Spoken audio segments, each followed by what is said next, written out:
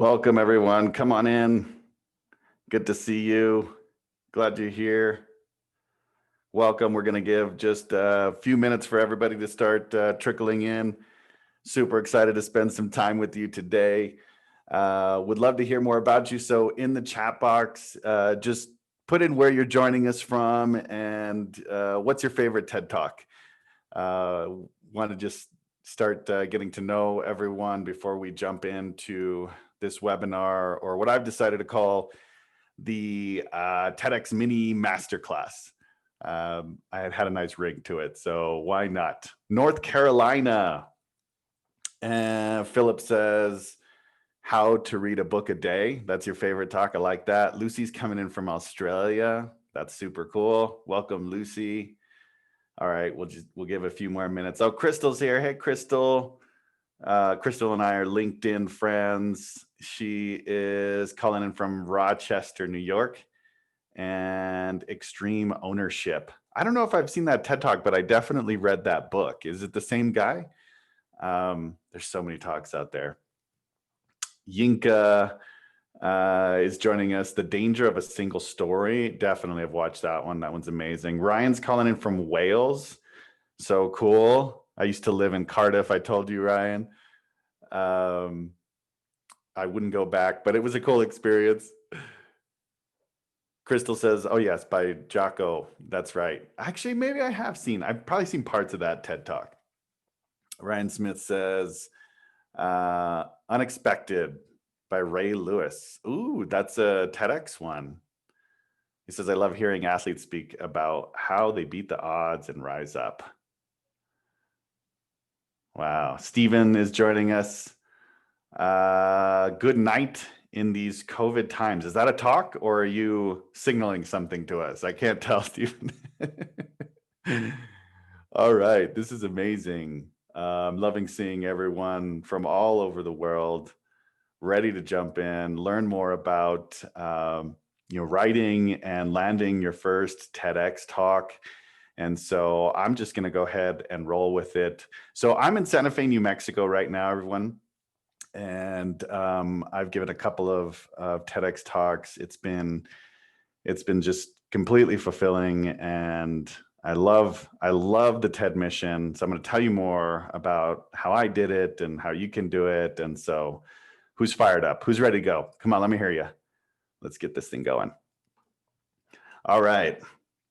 So welcome to TEDx Mini Masterclass. All right. This is, I'm excited about this layout that I've chosen. I hope you are too, but that has nothing to do with what's coming. Okay, here we go. So this is what we're going to be covering today. We're gonna look at the TEDx mission, and I'm going to talk to you about why it's important and how we apply it towards our applications, towards every interaction that we have with TEDx sites. Next, we're going to talk about how to easily find TEDx sites seeking speakers, and I know that was that's been a big question. And next, we're going to learn how to write a powerful TEDx talk and through line. And if you haven't heard that term before, through line, I'm going to reveal what that is. It's one of the most important things that you will learn here today. And then finally, we're going to learn about how to submit a winning TEDx application, an application that really stands out and that can't be ignored when TEDx organizers are looking at it, okay? So, but why is this important? So, as I mentioned, giving a TED Talk can change your life. It really had a profound impact, the process, and then also the outcome of it, doing it. But the process actually had a more profound impact than I thought it would on me personally, and professionally. It can also have, really great ripples and effects and huge impact, not just on yourself, but also on the audience that you mean to serve, which is a huge component of all of this, is who are you serving? Who are you giving to? So what does that look like for me? So my talk, The Funny Formula to Better Speaking, is the second one that I did. And, again, for me, just coming into public speaking, not really having a background, I came in just fresh, and I was a TED fan, and probably most of you are too, just a fan. And And I just was so surprised by going through the process of learning what I wanted to say, what I wanted to give, how much I grew as a person. It was hard. It was really hard, and I didn't have a lot of support, right? But then when I got through, and when the talk finally went live, my first one, I started to see the impact and people reaching out, and that was the most fulfilling part of all of it, because we can really get kind of stuck in our heads about what we want to receive from it, or it's not good enough, therefore I shouldn't even put it out there, or what have you. And the reach, the audience reach has just been really cool to see. And I never would have made contacts with people that I really adore now had I not done it and pushed through. So after my first talk went live, I just shared it. And for me, speaking was something that I wanted to get into. And right away, I booked 12 speaking gigs in the first couple of months, and at $2,500 minimum. And so I had started working towards it, but it really catapulted it. And I was able to, start a speaking business from that. My second TEDx talk then led to me being invited to be a TEDx speaker coach. And it also built the framework for an upcoming book that I have. And so, these might be things that you want to accomplish, and they're totally possible. But the giving back part and like seeing other people do it has been the most fulfilling part for me. And so my partner and I started the TEDx Masterclass, and you can look her up. Her name's Sarah Hinkle. She teaches speech and debate, or what they call competitive communications, at Colorado College now. And if you have questions throughout this, go ahead and pop them in the Q&A, and you can put them in there at any time, and I will get to them all at the end. Thank you, Philip. I really appreciate that. And so if any questions come up, you don't have to wait. You can pop them in the Q&A box, and I'm going to answer every single question that you have. So the other thing I want to mention is there are TEDx success stories that are just monumental, right? So even though they weren't on the big TED stage, their talks went viral, and it completely changed their lives, their businesses, their outlooks. I mean, everything. So you look at Brene Brown, Simon Sinek, Sean Aker. If you've never seen Sean Aker's talk, you have to. Nancy Duarte. I mean, Brene Brown and vulnerability. I mean, it's everywhere. It's one of the most popular talks. I think she's got 50, 60 million views on that. Simon Sinek, Start With Why. Nancy Duarte is interesting because she really focused on the structure and the form of great talks. And she's got this coaching business called Duarte Inc. And she's amazing at breaking down the talks. And actually, I will do that in an upcoming slide. So, okay, moving on. All right. So the bottom line is that TED Talks work, right? They drive interest and they create impact. That's why you're here, right? We're fans because we've seen the talks, they've had an impact on us. And you're probably got this like itch that's going like, I want to do one, I want to give. And that's normal. That's why we're here. So before we get started, let me just kind of give you a lay of the land and what to expect. So I am going to challenge some common beliefs about how to land a TEDx talk. There's a lot of misinformation out there, or what people think, this is about. But I'm gonna set it straight. The next thing is I'm going to give you super duper simple steps to submit your application. I am going to use words like duper. It's probably because I'm a fan of dad jokes. That's just the dork that I am.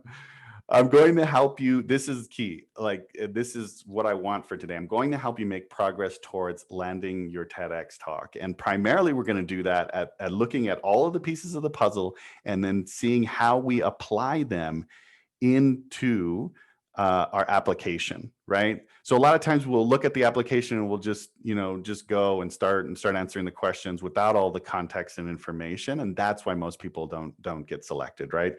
But I'm going to help you make progress. And lastly, I will make you an offer to continue working together. Not today. That's not what today is about, but I'll share it with you later, which is just kind of what the TEDx Masterclass is about if it's something you're interested in.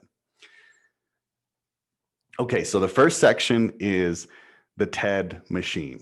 Okay, so here's what we're going to be covering: the TED mission, why it matters. Okay, that's where it starts. What are the values?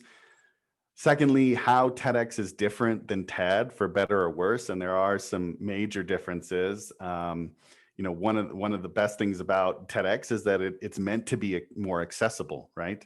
But there's also some things that you need to be aware of. And then finally, how to find TEDx sites that are seeking speakers. So I'm going to go through that step by step. Okay. All right, so this is pulled directly from the TED website, and it's the last section of their missions, most important part. We believe passionately in the power of ideas to change attitudes, lives, and ultimately the world. Our agenda is to make great ideas accessible and spark conversation. Okay? This is why we love it. This is why we access it, and we grow and we learn. So why does this matter for you as an aspiring TEDx speaker?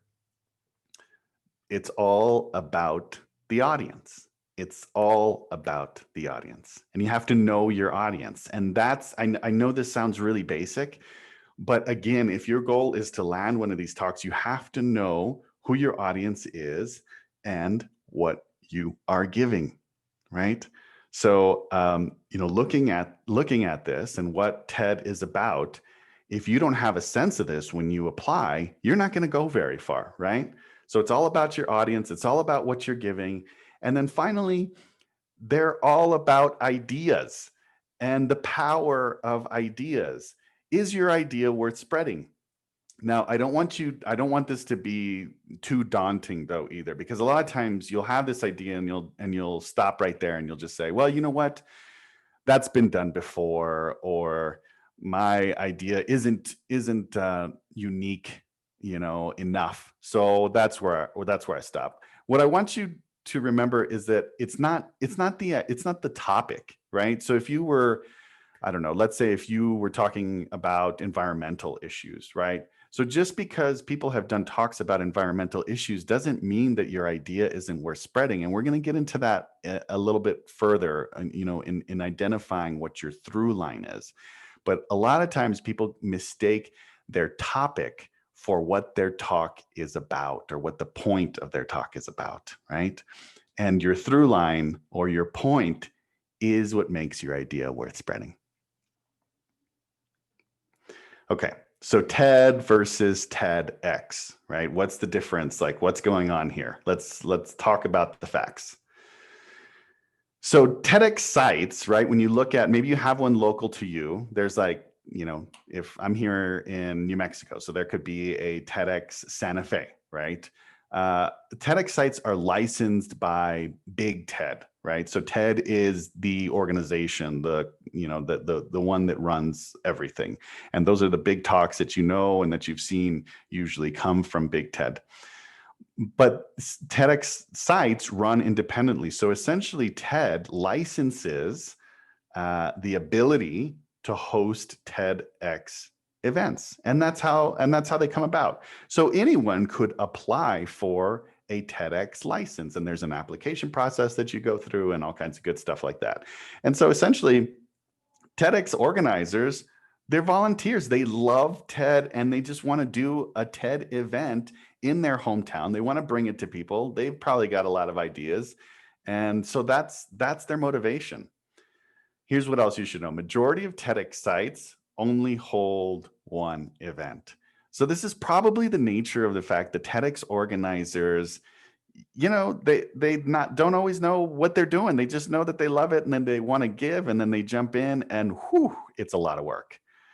I mean, hosting an event, finding the venue, marketing, all of that good stuff, it can be overwhelming if you're not prepared for it. So that's why you might see a TEDx site pop up. They do one event and then you don't hear from them again, right? And you have to keep doing events in order to hold your to keep your TEDx license. So the good news is there's about 3,000 TEDx events a year. And so there is a ton of opportunity, even especially now, right, with everything virtual. And that's probably going to shift here soon, but the the virtual events won't go away for TED, and there's some reasons for that I'll share upcoming. So there also is no standard application or audition process. They share some similarities, but because they're independently organized, you won't always know what you're going to get. And I experienced 2 separate processes for each of my talks, and I'll share more about that as well. But it's just something to be prepared for. So like I mentioned, they have to be hosting events to keep their license.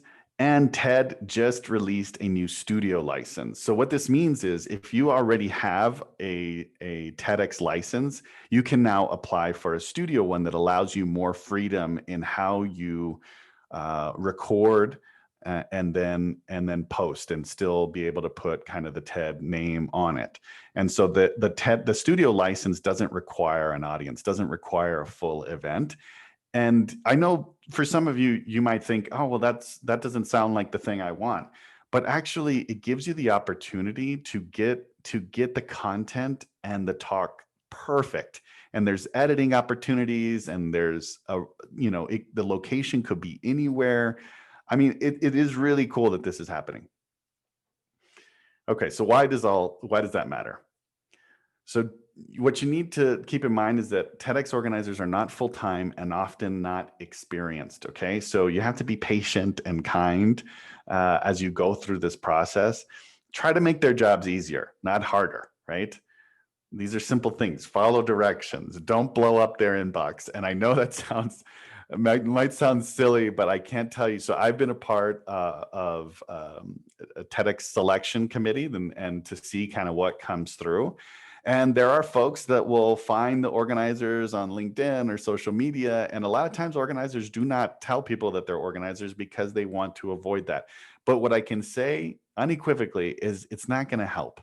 It's not going to help. So avoid that. And then ultimately just, you gotta lose the ego and, let go and let your idea lead. This goes back to the TED mission. Okay.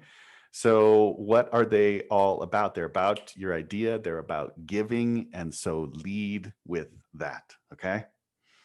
All right. So now let's move into TEDx sites that are accepting applications. Okay. So look at this. So there's the link. You can go to it now if you want, just to take a peek. So this is from the TED site, and then /TEDx/events. And you can see these are all active TEDx sites that are hosting events that are coming up. And that is what TED will do and is responsible for. But that's kind of the limitation. They don't do much else, right? So they don't make it easy for us to know what dates are coming up, what, where to apply. And some of that I think is because they try to encourage the TEDx sites to be more local. But at the same time, I think it becomes difficult if you're willing to kind of go to another site to do this, it can be difficult to track it down. But this is what you would have to do. So you go here, you look at this map anywhere in the world, and then you can zoom in and kind of see which sites are doing what. And so for me, this is one that's close by. This is TEDx Mile High in Denver, and they've had a really excellent site there, and their events are amazing. Their production quality is super high. And so if I went there and then I clicked on that, then it would bring me to this kind of page that still lives on the TED site, and they could choose kind of what information to share. Sometimes they'll have a link to their website. Sometimes they don't. Sometimes you have to kind of look for it. And so in this case, I had to go and Google where they were, and then it brings me to their site. And then most of them will have a page of the audition page, or for speakers, or what's coming up, or what have you. And so this is their page. And then if I go further down, so it says, the applications to audition have closed. And so that might happen. And then they might invite you, join the newsletter, check us out on social media, what have you. And you should do that. You should stay in contact. You should go to an event if it's nearby you, and then stay in the loop, and you'll be able to see kind of what's coming up. So, but you may also get one of these. And so this is TEDx Waltham. right? And this is their speaker nomination page. And it's live, it's ready, they're accepting. This is the one that closes at the end of January. And so they are accepting applications right now. Their next event, it says, is June 12th. And then you go through the speaker nomination form. Now, it will say, nominate a speaker, but you can nominate yourself. And I'm telling you, most people do. And I don't think it benefits you to have somebody else do it, because then you can't control the information that's on there and have the best application possible, really. I don't think it doesn't really look any better. It doesn't really matter. What matters is the content, your idea, how you communicate your idea. Okay, but that's a lot of work. So guess what? I made the list for you. So I put all of this together, scoured that whole map and the internet. I did essentially North America, and I think Australia is on there. And this is every site in those countries. And there is 30 right now, about 30 that are accepting on a rolling basis. So you could go and you could click on all those and you could apply to all of those. And then there's a few others that are giving a deadline that are in this list that I've created. And so you have a ton of opportunities today to just go and make and start submitting from what you learn here. You could do that. Now, the rest of the sites, there will be a link about how to learn more. And what I would do if I was you and you are committed to making this happen is I would go and visit and follow all of their social media. I would sign up for the newsletters, be in the know, because sometimes they will open up applications and it might not be for very long. So they might have an event coming up and they had some folks drop out and they're looking for some more applications. So this is really narrowing it down for you. What I'm going to do is I'll send it to you via email just as a gift for sticking around and getting through this mini masterclass. Okay, so to recap, TED is all about serving the audience and spreading powerful ideas. Okay, keep this in mind. Focus on your idea. Lead with that in all of your TED interactions and pursuits. Remove yourself, okay? It's your idea, it's what you're giving. Remember that TEDx organizers are volunteers, so be kind and patient through the process. That's a must. Start engaging with local TED events, sign up for their new newsletters, etc., and use this new list that I'm giving you. Come on, who's excited about that, right? This is going to really help you. Okay, so moving on to the next section, Titan TED Talks, all right? Here's what we're gonna cover in this section. Why you should write your talk before applying. I mean it. How to use the TED Talk form. What's a through line? We're gonna talk about that. I'll explain it and why it's paramount. What do all TED Talks have in common? So I'm gonna create a super simple form for you to look at and to just see this is what it is and what a TED Talk isn't. So there are some misconceptions about, if I talk to somebody who's very early in the process, oftentimes they'll tell me what their topic is, but not actually what the point and how they'll arrive and that sort of TED form and what they're giving, right? So we'll go through that too.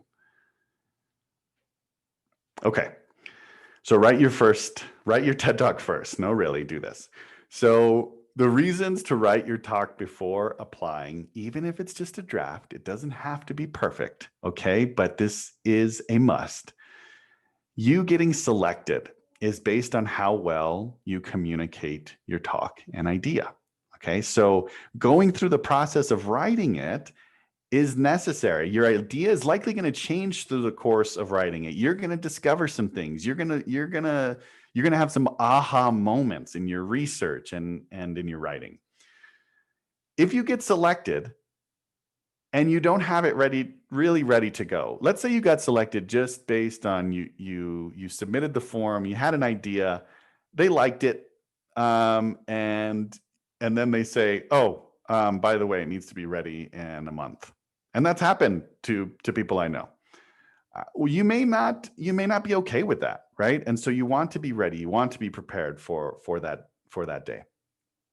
Also, the act of writing your talk is going to get you as excited about your content as the actual experience of delivering it, of knowing that you completed it, you got to the stage, it's out there, it's live, it's working for you, it's helping your audience. So go through this process.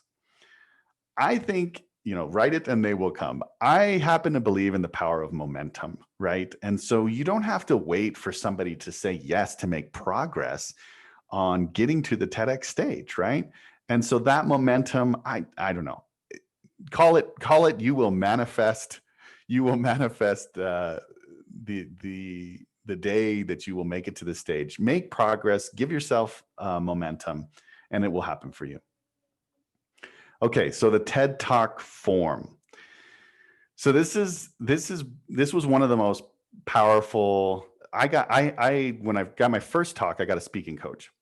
And actually before I got, so I went to Sarah Hinkle, and she had been coaching for years and years and years. And she sort of laid this out for me. And she said, look, there's a difference between giving a keynote at a conference and a TED Talk. And so this was the form, and this was the talk that I thought was really powerful and really easy to follow and see. And so visually, if you're a visual learner, this is what's happening. This is the basic structure in every great TED Talk that you've ever seen. Now, there are choices and there are differences, and yes, but this is essentially what's happening. You open with an attention getter, something that grabs people, right? It could be a question, it could be a story. In this case, Julian Treasure, I think, opens with a startling statement, right? And it's like, oh, wow, that's powerful, right? And then he jumps right into stating what the problem is. If there's no problem, the audience doesn't really know what to care about. So you're creating a need when you state the problem and you do it clearly. And this essentially grounds us in what the world is. This is how things currently are, right?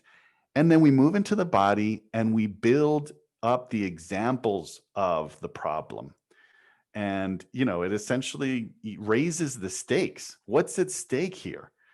And in the body, we're building our vision, and we're moving towards essentially what will be a new world, a new bliss, right?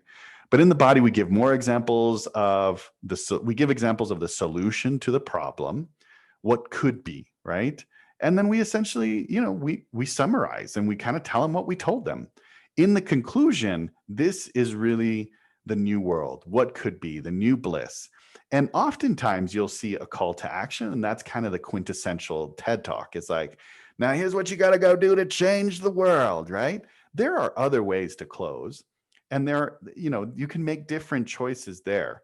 But essentially, what's the same is that you take us from what is to what could be. And that's the power of a TED Talk. Okay. And this is the form. And here you have it. This is yours. So if you haven't seen this talk, I'm just going to show the opening of it because I'm just a huge fan. Julian Treasure is one of the most prolific speakers that I've ever seen. And I think he has like four TED Talks now. But this one got me hooked. And so let's just see what he does real quick in the beginning.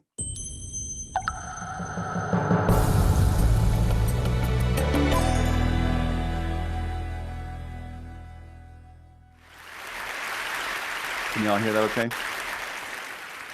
The human voice. It's the instrument we all play.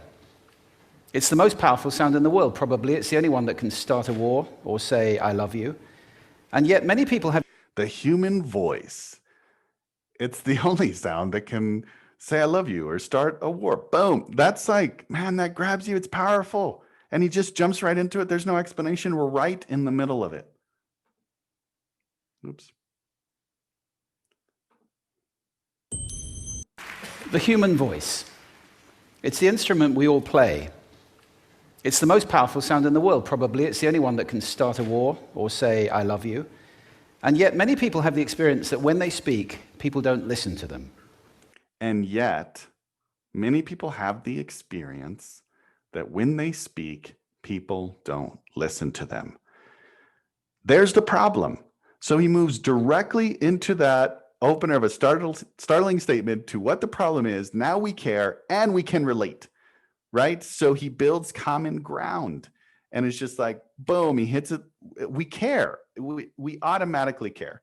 And so from there, he moves into building the problem, the solutions, summarizing it, and what the world actually could be. So I know that was really brief, but I mean, how powerful in the brevity is that to be able to grab your audience, make them care, and then take them on this journey where they're actually going to learn something, be better for it, and they could possibly change the world, right? We could create a new world from it.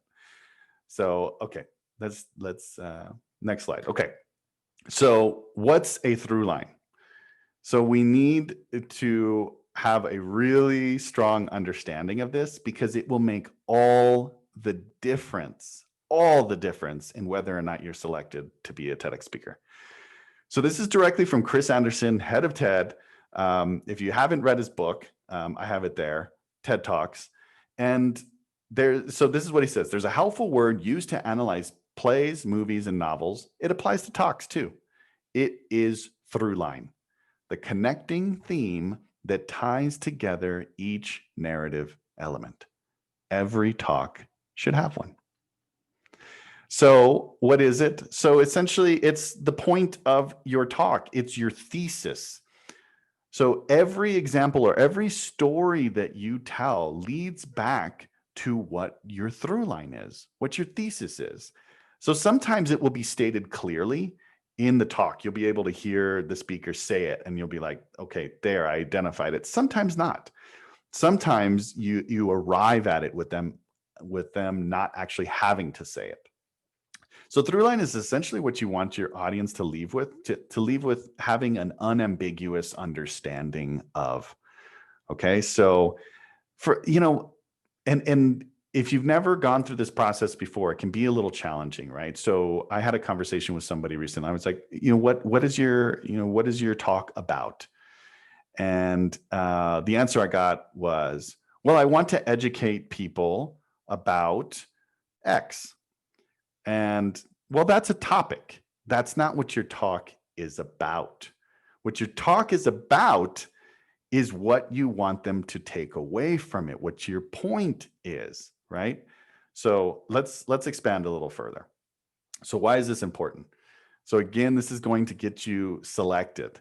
I know this is crazy. Most applications don't have it. So when I went through the committee panel, most folks were presenting a broad idea or a topic and sort of navigating through it. Very few actually communicated the through line, the point of it, right? I think it's because oftentimes we look at like a TED Talk title, for example, Celeste has this one, 10 ways you can have a better conversation.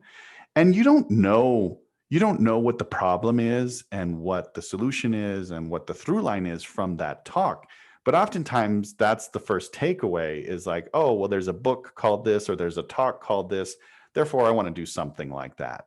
But that's not how you communicate it to someone who's going to select you to speak.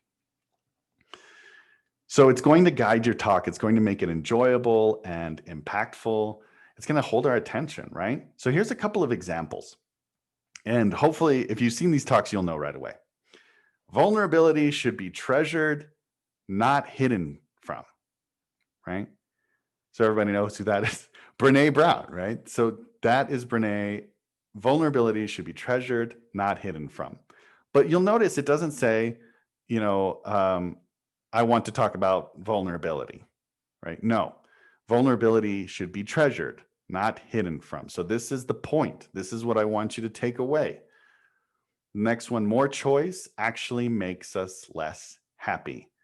Have y'all seen that one? Barry Schwartz. It's called The Paradox of Choice. If you haven't seen it, it's a must. You got to go, you got to do it. But again, his through line, his point is not, I want to talk about, um, the power of choice, what choice is. No, this is more choice actually makes us less happy.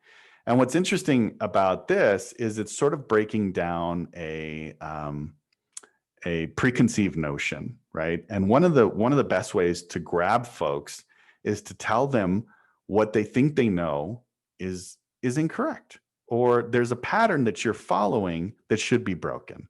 And that is one of the quickest ways to grab attention, to hold attention, and to teach something new.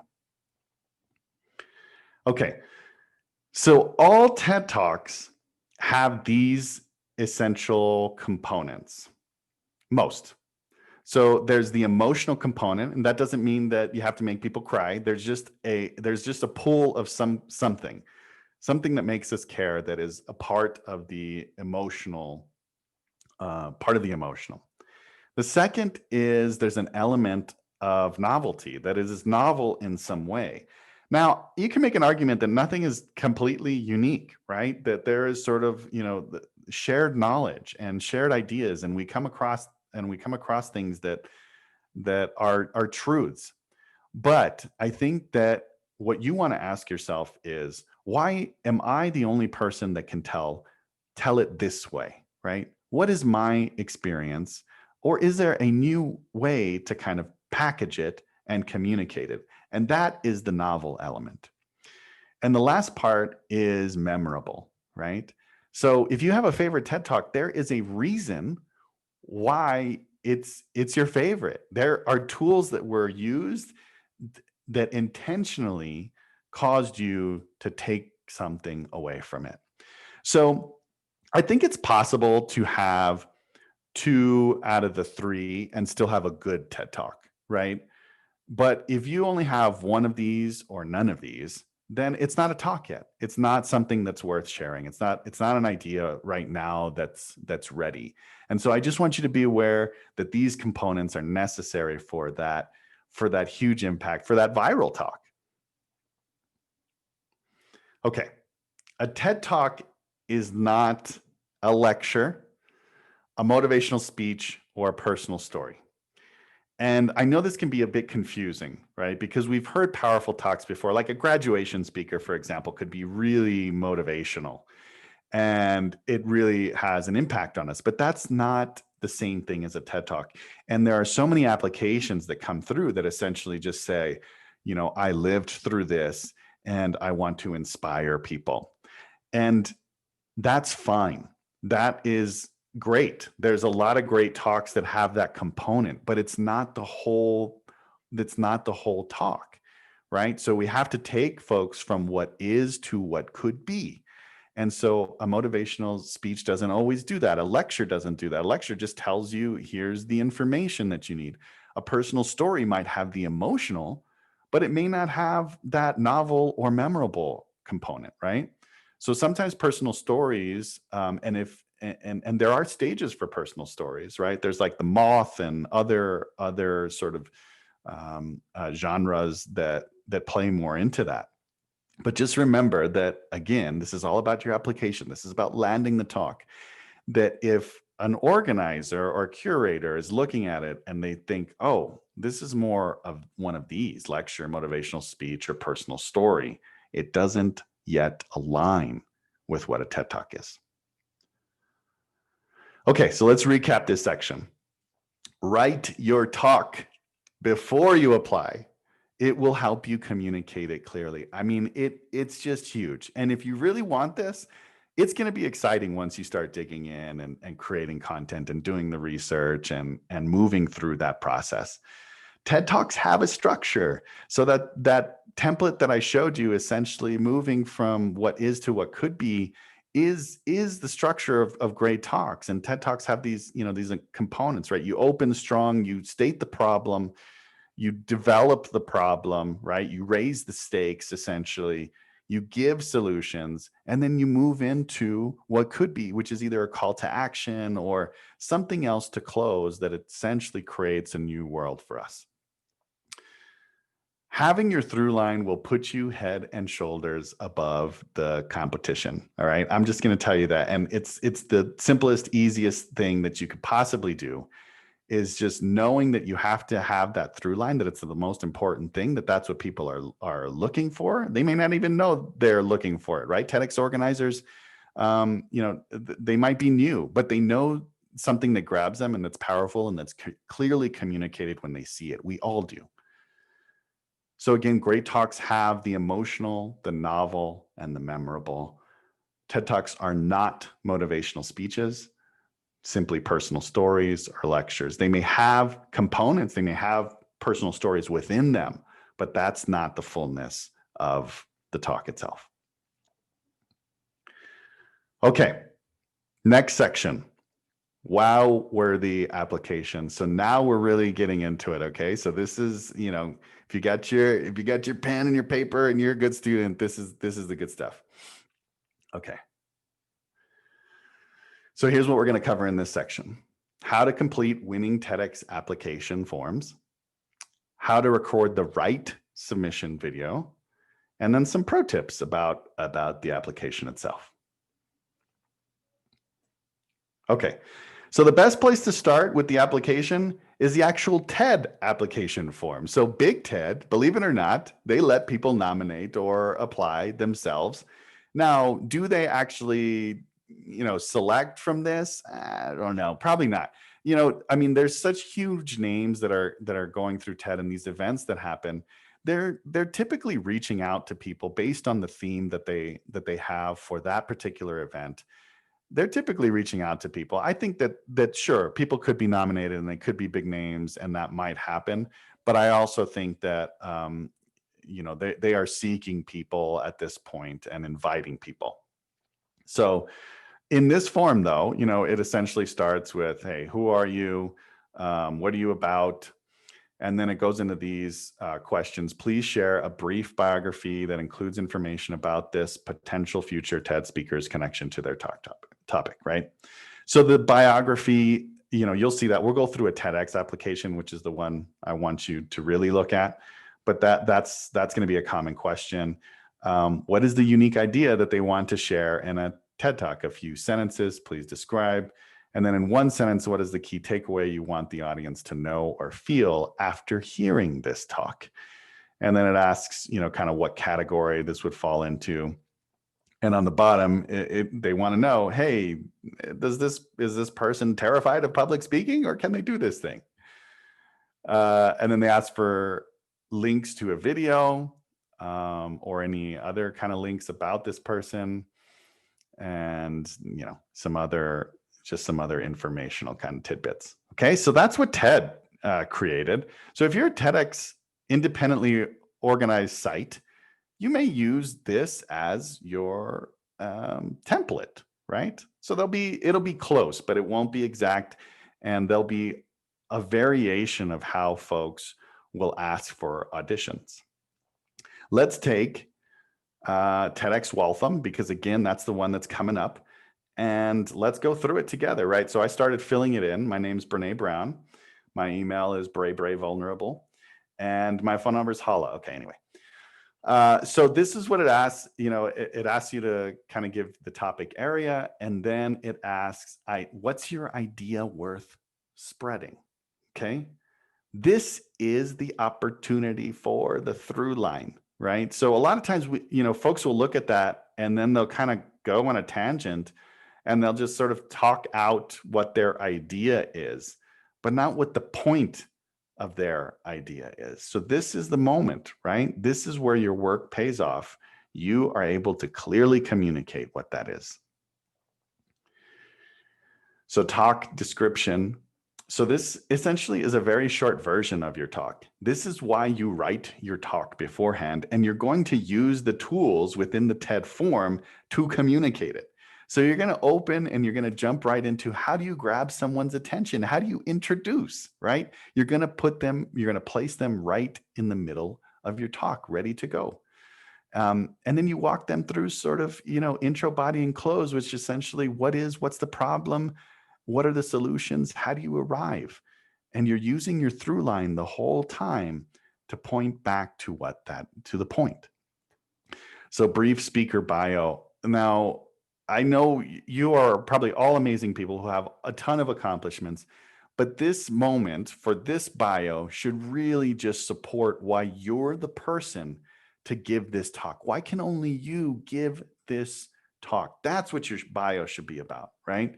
So a lot of folks might just try to impress and put every award they ever won in here, every book they ever wrote, and the fact that they're a professional speaker or something like that.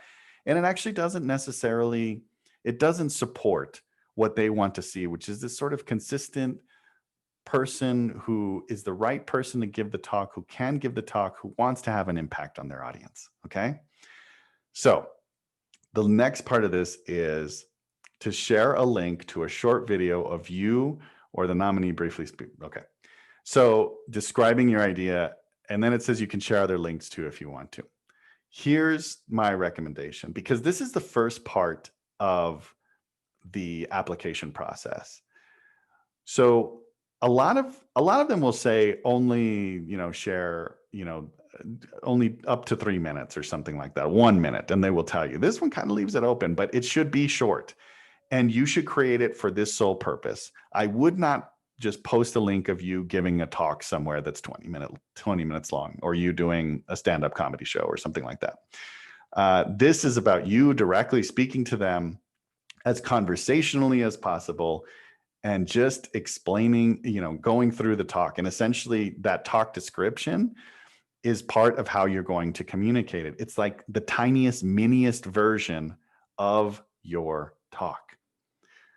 That's what's going to be powerful. That's what's going to be compelling. And it's not performative. It's not over dramatized.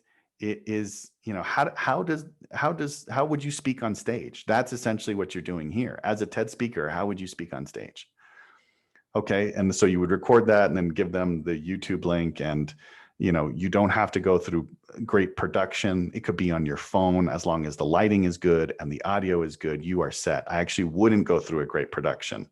Okay. I've actually seen some folks submit things over music and like a background thing, and then words we're scrolling through.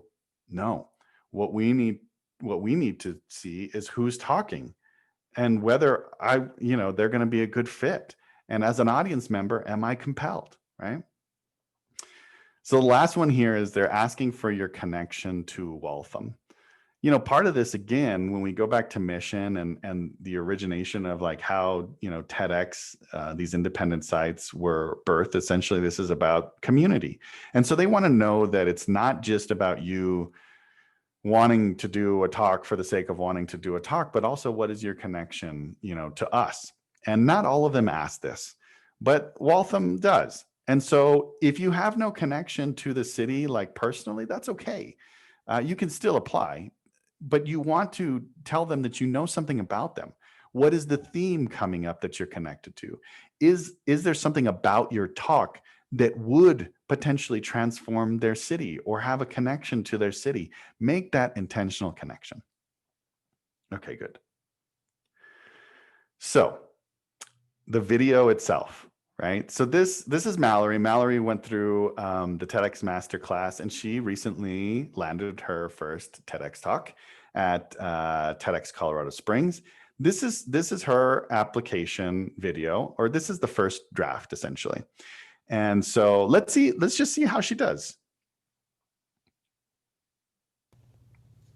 Hi, my name is Mallory DeSalle, and I have to be honest with you. It has taken me about 400 attempts to make this 1-minute video, and here's why. I kept finding flaws. The truth is that that's a perfect reason for me to give this TED Talk. Searching for strengths instead of finding flaws is exactly what I want to talk about.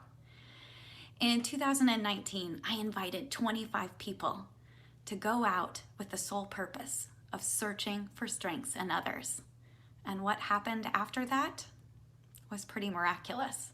Not only did it change the lives of the people involved, but it influenced a shift in the community of people surrounding everyone. So I invite you to hear more about how affirmations are something that anyone can use to influence change. All right. So affirmations are something that anyone can use to influence change, right? So that's essentially her through line, and that's what she left us with. Not bad. I think it was pretty good. It was a minute. It had sort of an attention getter in the beginning, and it walked us through what this is, and we had a pretty clear understanding of what we would expect. It wasn't perfect, but it was very palatable. It was very digestible, and it was good. I would give it a 7 out of 10, right? There's it at times it feels a little performy, right? It's not exactly as conversational as you might like, but it wasn't over dramatized. It wasn't like, the emotional started coming out. This felt true to TED form, and she had success, right? So yay, Mallory. Okay, so let's move into some pro tips. And remember, pop in any questions at any time if you have them, and you can put them in the Q&A. Okay, so TEDx application pro tips. How to think like, what you got to do is you got to put yourself in the TEDx organizer's shoes, and let's just ask ourselves, who is the ideal speaker from an organizer perspective, right? They are credible, they're authentic, they can speak publicly, but not necessarily a professional speaker, right? And part of that is that, if you're a professional speaker, you may be looking to gain something, right, rather than to give something. So that's where it can get kind of iffy. So someone who wants to give, not gain, and then someone with a big idea, leading with this idea. And again, remember, the idea is about your through line. So it's not, there's no topic that's off limits. It's really about developing your through line and why you're the person to communicate it. So these are some questions a TEDx organizer might ask themselves. So does this talk fit into the next event theme, right? So they might really like your talk, but it might be that it doesn't quite fit. And so that's why you got to just keep applying, get after it, apply to multiple sites, apply again. They may even tell you, hey, we're going to hold on to this application. We really liked it, but just not right now. They might ask themselves, do we already have someone speaking on this topic? And is it too close? So that might weigh into their decision. And then they're going to ask, is this person reliable? Are they friendly? Are they understanding of the TED mission? And are they able to work with a volunteer staff, right? Okay, here's the do not part of this. So do not appear as though you want to sell something like your book. Even if your talk is pulled from your book, right? What will turn off organizers is if they feel like you're using the TED stage just for personal gain, as we've talked about, right? So what you want essentially is to deliver the best talk possible that serves your audience, so that they go and look you up and they're like, I need to know what this person does. How can I connect with this person further? I want more of this. That's how you have impact, right? But again, through this process, you want to avoid any of that sort of like, here's my book and I've sold this many copies and therefore I'm the best person to be on your stage, right? No, your idea needs to lead and what you're giving needs to lead. Don't over dramatize or appear performative. For whatever reason, I'm just talking right now. This is how I would present normally, right? And so that's true to TED form, is we're being authentic and we're a vessel for what we want to give and what we want to communicate. So if it's over dramatized or performative, it doesn't come across as authentic. It can feel salesy or like it's in the wrong medium, the wrong genre, right?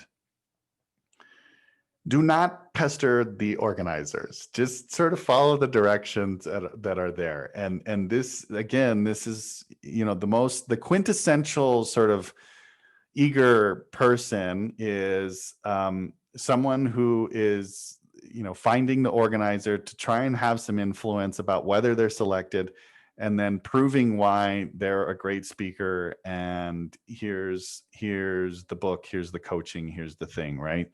It doesn't mean that can't be a part of you, but if you're leading with that, it's not in line with the mission. So let the organizers be. It won't help you. Use language that you would, right. So do not use language that you wouldn't use in everyday conversation. So we touched on that already. All right. So this is our entire mini masterclass recap, y'all. We made it. So here's what we covered. So you got to do your TEDx research, know the mission, know about the site that you're applying to, right? Get out there, discover the TEDx sites that are seeking speakers, engage with them, be in the community, write your talk, and most importantly, your through line. You got to do this before you start launching into your applications. It will make all the difference. And also you'll be able to use it. Maybe you're going to give a speech or a keynote. I mean, doing this work ahead of time doesn't mean that it's lost, right? There's great value in it personally. And then also you can use it, for whatever your platform is. So submit your application with all the above knowledge. This is what's going to make you stand out. Really, I promise you that most applications that are submitted, they don't have this structure, this context, this foundation. So you will stand out if you use everything that I've been showing you in the past hour here. Okay. And the next part of this is to land your first TEDx talk. I mean, that's really what this information is capable of doing for you. So what's next? So I want you to check your email in a few days from me. I'm just going to follow up. I'm going to send you the list, this application list, the submission list with all the TEDx sites. That's going to help you. It's going to make it super easy so that you don't have to, scour the internet tracking all that information down. And then, hey, spoiler, I want to help you land and deliver your first TEDx talk. So there'll be an invitation for you coming up. And now we're just going to, so thank you. Thanks for all of this. I'm so happy you all are here. And now we're just going to jump right into Q&A. So please put in the Q&A box anything that I didn't cover that you want to know. I'm here for as long as you need. Let's see what we have here. So Philip asks the question, what if you apply to 2 events with the same talk and get accepted to both? Oh, interesting. Good question. So I think you should not do the same. You should not do the same talk at 2 separate events. So if you get accepted to 2 events or more, even that could happen on the same idea, I would choose the event that you want to be a part of, the site that you want to be a part of. And the way that I would do that is I would look at the production value. I would look at the team. Are you going to get great support? For me, the number one thing is to have an amazing looking talk, right? That's what they can provide you. And they do pay for professional teams often. I mean, they're raising funds, but some don't have the same funds as others. And so that's how I would make my decision. And I think it would be respectful of each site to do that. You got to choose one if it's the same talk. The next question about how long does it take to get your application together? Philip, I think it depends on the site about what they're asking for.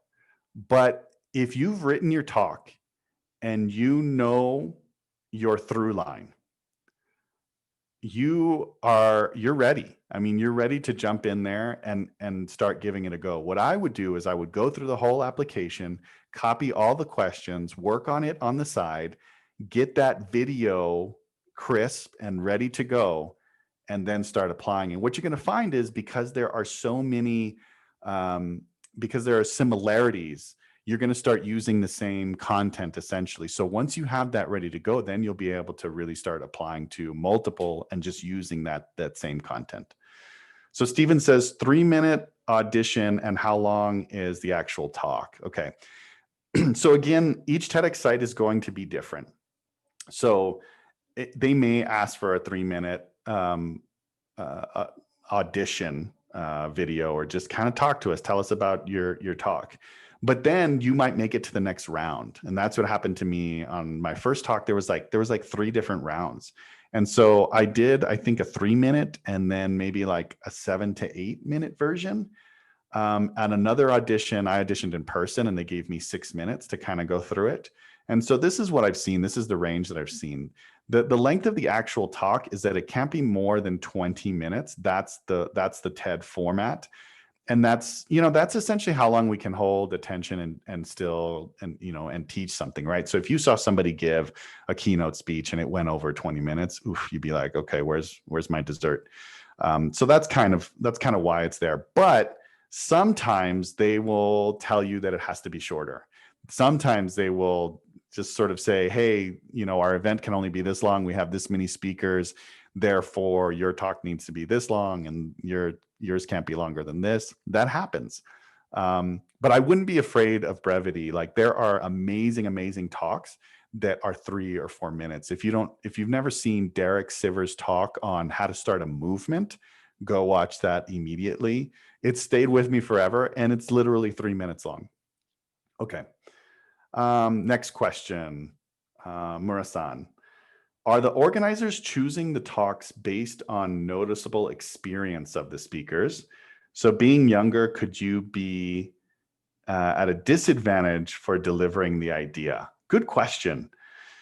So here's what I would say. That element of credibility that I talked about, that's part of it. They do want to know that you are able to give this talk, but there are plenty of youth that have given, I'm thinking of an actual TED talk of a kid who invented, I can't remember what he invented. I think it was, he's using electricity. And he gave an incredible talk. His English wasn't even that great, but the form was perfect. It was powerful. He got a standing ovation. So absolutely, if you have the experience or have done something that is worth sharing, it doesn't matter. And actually, it can be that much more powerful coming from a young person. That being said, there are actual TEDx youth events that are geared towards youth. And so you may have, or whomever is applying may have a better shot at the TEDx youth events. Okay, good. Keep popping in the questions. I'm going to go look in the chat because I'm not sure, maybe not all of you saw it. Oh, look, I'm just seeing it now. Oh, thanks for all the thanks and the appreciation. I really appreciate you guys. So what if you did multiple TEDx talks and you want to do more because you like the experience of sharing knowledge? So this is coming from Vivian. Hey, Vivian. Yeah, I saw you on the page and I looked at the 2, I think you've done 2 talks already, which is fantastic. You absolutely can do more, right? I was telling you, Julian Treasure has 4, maybe 5 talks now, and they're all completely powerful and worth it. And for me, the second time I did a talk, I did it in part because I learned so much from the first, and I was like, ooh, if I could do it all over again, I would just focus on teaching like one very specific thing. And I had my through line and I knew what it was. And it ended up becoming just a 5-minute talk. And I'm already brewing some ideas for another one. It's a little addicting because I think there's both personal growth and you're giving something, right? And I mean, what could be more fulfilling than that? So I say keep running with it, keep going. There's no reason why you shouldn't. And you may hit that one talk that really strikes a chord and goes viral. There are, of course, ways to share your talk and to get more views and all that kind of good stuff, but it wasn't a part of this presentation today. So, okay. So Ryan says, can we run past you my through line, or is this not the place or platform? Also, sorry to be a pain. Can you show us quickly after selecting an event on the map Where then do you go to select the application if it states open? Good. Okay, so hey Ryan, pop in your through line. I'd love to look at it. Absolutely. I'm going to spend as much time as you all have questions here. So I would love to see it. In regard to the map, okay. So the map really is just telling you what sites exist. If you click on them and it opens up the page within the TED site, it may share their website, but it doesn't share the submission page or the application page. You have to go to their website and find it. And oftentimes on the TED website, it doesn't even have their personal website. It's just like, hey, we know they're doing an event. This is TEDx Mile High. So that's why I'm telling you that submission list that I created for you all, it's huge. And when I started applying, that's essentially the work that I did. It takes hours upon hours to put it together, but that's, I'm trying to help. So, okay. Okay, so you said, okay, is this your fathers should not man up, working title, understand. So that's a title. I think that's a good title, but it's not a through line. So what is the point? So in the through line, you're actually going to tell us why they shouldn't man up or what man up means and what that takeaway is, right? So essentially what I gather from this is that your talk is about changing masculinity, right? Or changing the stereotypes or the preconceived notions of masculinity. But what's going to make it stick and stand out is for you to tell us, essentially why. What is that thing? And or how, that's what the specificity of the through line is. That's the point, an unambiguous understanding. Okay, so I've got a couple of questions too in the Q&A, and then I'll bounce back because it looks like those are coming in from the chat as well. Let me see here.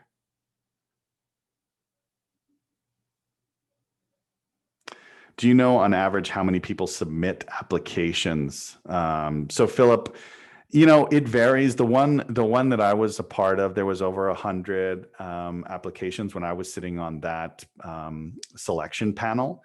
There was like 120, 130, something like that. And then, it was narrowed down from there. So it's not like totally astronomical. I mean, you've got a great shot at it. But what I'll also say is that as TEDx sites develop, a lot of times they do more invitation based than application based. So they'll still have their application pool, but a lot of times they're building relationships, or they have this theme coming up and they know someone who's an expert in the field, for example, and they might just invite them. But remember that so many TEDx sites are just doing it for one event or 1 year. And so they haven't necessarily developed to that point. So there's just a ton of opportunity. Okay, the next one, can someone create a new site of TEDx besides the one on the map? Absolutely. So you can apply to be a TEDx organizer. Go to the TED page, search TEDx organizer application. It'll take you right there and it'll walk you through all those steps. So you could create your own event, your own site, wherever you are. Stephen says, marijuana industrialization through the eye of a hobo? Is that what you said? Is this a through line? So this is, I would say that this is more of an explanation of the talk than a through line, right? The through line would tell me what the perspective is of this person and sort of what the takeaway is. What's the point of this? So you've described essentially what it's about, but not what the through line is. So what am I gaining from this perspective? What am I taking away? And how do you package that nicely in a line or two? Okay, let's look at the next one here. Can you tell us more about the importance of choosing the right title of your talk? Should it be short, attention grabbing? Yeah, so this is a great question. But I would say, so just so you know, you don't have to choose the title until the talk is actually going to go live. So you can have a working title, but one of the things you should consider is I wouldn't get stuck on this, but one of the things you consider when you're creating a title is what is searchable. So when you're looking to help your audience or to connect with your audience, what is the language that's already being used, and what would people search for? Also, the most viral talks on TED, if you go, you can look at the top 10. I think like 7 of them start with how to, maybe 6, something like that. And so, it's essentially, I think part of that is that it's so clear that they're going to give something to you by watching this talk, that you're clearly going to take this thing away from it, right? So that's something that I would consider.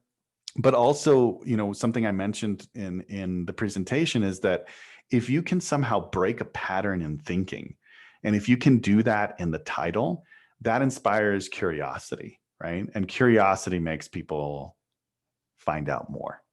So great question. Okay. Let's see what else we got. Orion says, yes, fathers with postnatal depression.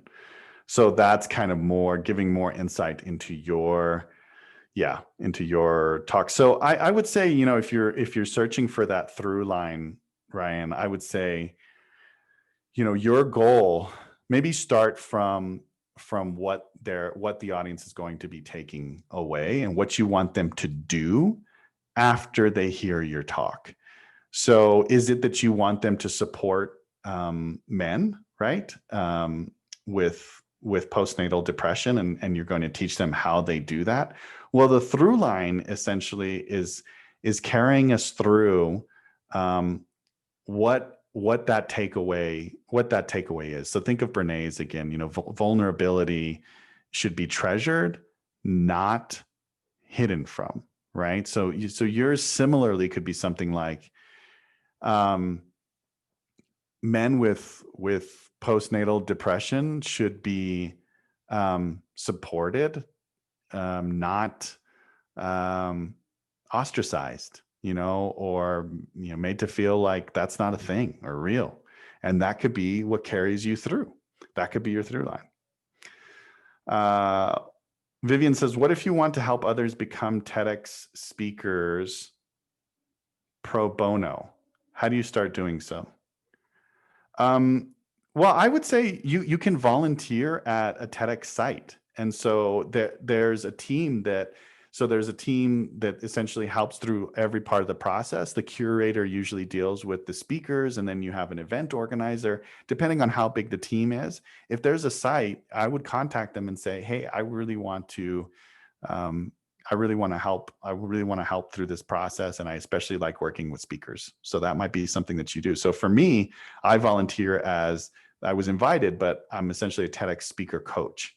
And so every time an event comes up, I get assigned people who have already been selected, and I help them develop the best talk possible for that stage. So Ryan says, understand, sounds great. Okay, good. I'm glad, Ryan. Let me see what else. There's a couple more questions in the Q&A. Okay, so Stephen said, franchising the disenfranchised, is that a through line? I like it. I like it as a title, but I don't have an unambiguous understanding of what that means. So, it's close. I like that one. I like that one better. So I guess what I would say is, how I might word that is,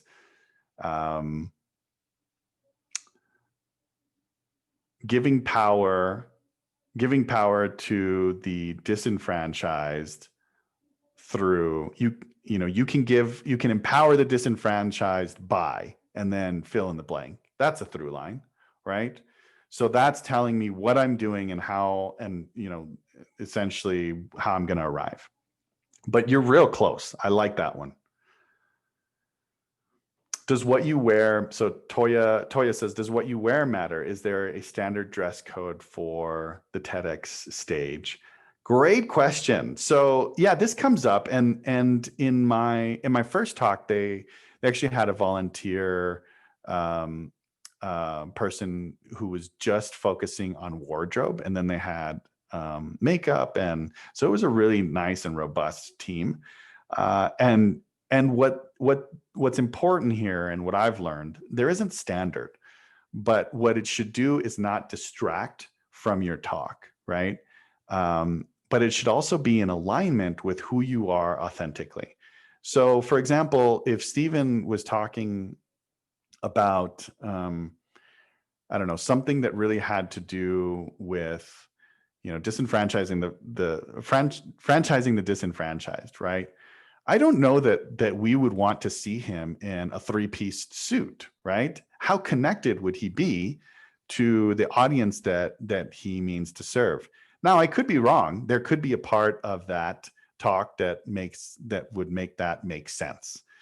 But if there's a disconnect from what you're saying and the audience that you're trying to reach with how you appear, that's a problem, right? And so that's how I would think about it. How is this consistent with my audience and who I am authentically? Okay, great. All right. Any other questions, or did we get through them, y'all? I think we did. All right. Well, like I said, I'm super excited to be hands-on and helping. I'm so glad to have met you all through the group. You're going to hear from me. I'm going to send you that list and an invitation as well if you're interested in working together. In the masterclass that Sarah and I do, there's coaching, there's support, there's one-on-one. We're really with you the whole way to make sure that you're creating the best TEDx talk possible.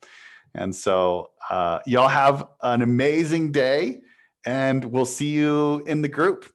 Thanks, Ryan. Thanks all. Bye.